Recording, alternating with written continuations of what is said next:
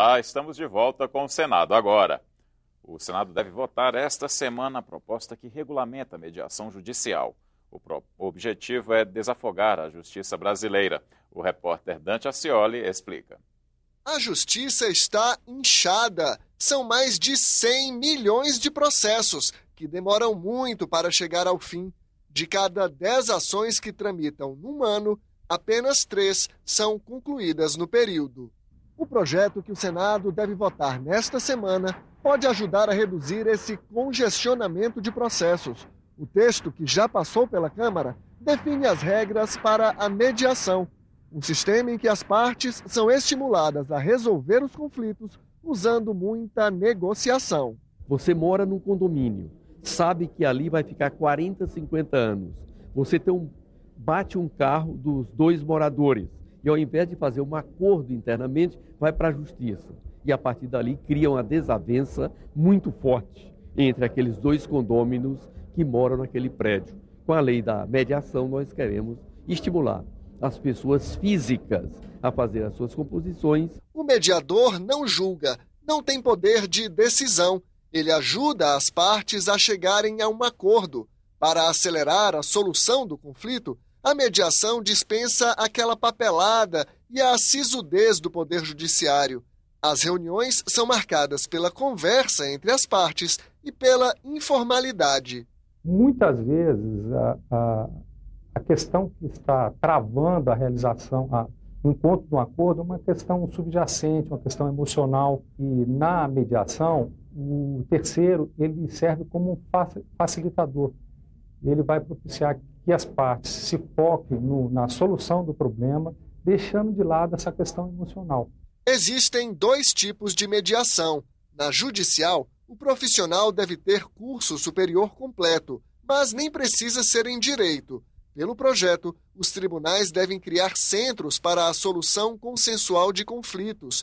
Enquanto durar a negociação, o processo principal fica suspenso, mas o procedimento deve ser concluído em 60 dias.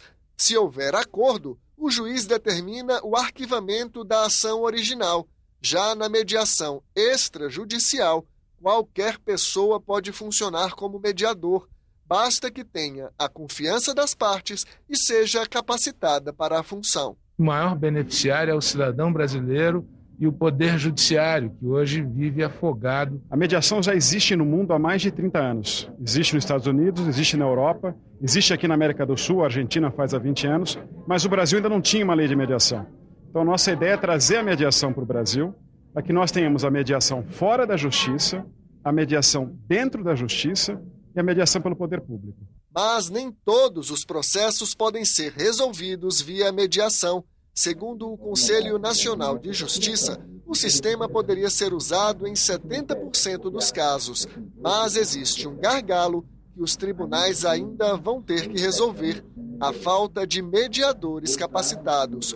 O país tem cerca de 5 mil profissionais e seriam necessários pelo menos 20 mil.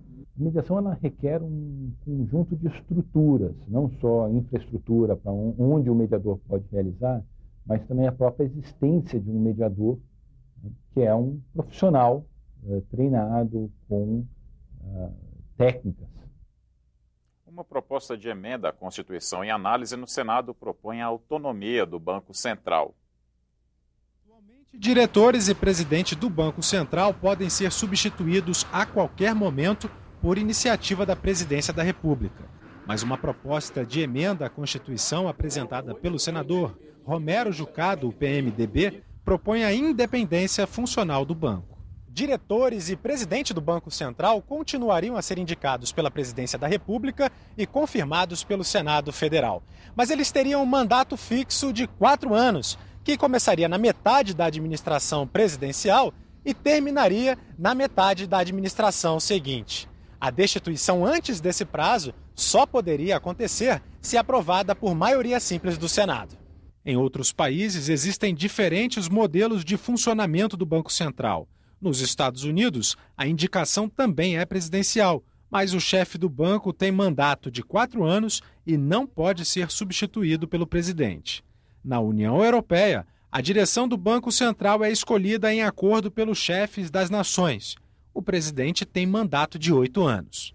Entre especialistas, não há consenso sobre os benefícios ou desvantagens da autonomia. Quando você coloca metade de mandato para uma presidência e depois para uma outra presidência, você faz esse descolamento.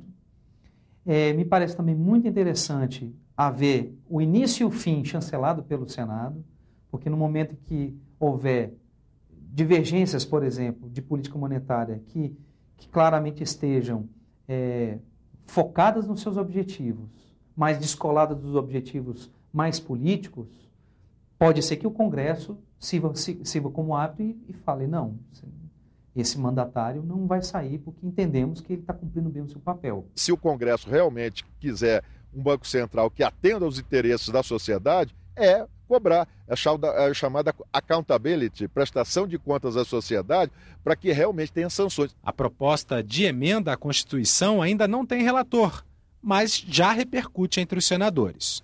Isso eu acho que é muito ruim. O próprio Fernando Henrique deu uma declaração há pouco tempo, teve uma crise monetária muito grande no seu governo, e a demissão do presidente do Banco Central e colocar uma outra equipe foi fundamental para a saída da crise naquele momento. É preciso que o Banco Central tenha autonomia plena para que possa proteger a nossa moeda e não fique exposto a pressões políticas, inclusive a práticas criminosas. Há esse desejo do parlamento, né, do Congresso, dar mais autonomia ao Banco Central e, por outro lado, um receio do governo, né, que em outros países não tem dado muito certo, mas é uma discussão que está começando. Eu acho que ela ainda vai demorar um bom tempo.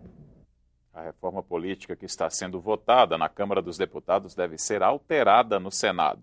É o que disse nesta segunda-feira o presidente da Casa. Renan Calheiros prometeu que as mudanças serão aprovadas a tempo de valer para as eleições de 2016. Por lei, as regras eleitorais têm que ser sancionadas com 1 ano de antecedência. Nós estamos aguardando a conclusão da Câmara e vamos colocar isso dentro de um calendário óbvio que nos permita ter regras claras e definitivas já para as próximas eleições municipais. Eu acho que com relação a 2 pontos, o Senado tem como ajudar bastante na reforma política. Com relação ao financiamento de campanha, eu entendo que tem que ser absolutamente transparente e que tem que colocar um limite para que não haja o patrocinador do candidato, o dono do candidato. Eu acho que isso é muito ruim para a democracia. E com relação à cláusula de barreira, me parece insuficiente uma cláusula de barreira de 1 deputado por partido. Com essa cláusula, nós vamos estimular o aparecimento de partidos e não fazer com que os partidos façam o caminho de volta, que é o caminho da diminuição. Os presidentes das 2 casas do Congresso Nacional querem aprovar uma lei de responsabilidade das estatais com regras de transparência na gestão e nos investimentos. Uma proposta inicial está pronta. Agora, um grupo de parlamentares vai detalhar o texto. A comissão será formada pelos senadores José Serra, Otto Alencar, Romero Jucá e Walter Pinheiro. 4 deputados também fazem parte do grupo que vai preparar a lei de responsabilidade das estatais: Arthur Maia, Danilo Forte, André Moura e Rogério Rosso. A expectativa dos presidentes do Senado e da Câmara é começar a votar a matéria antes do recesso de julho.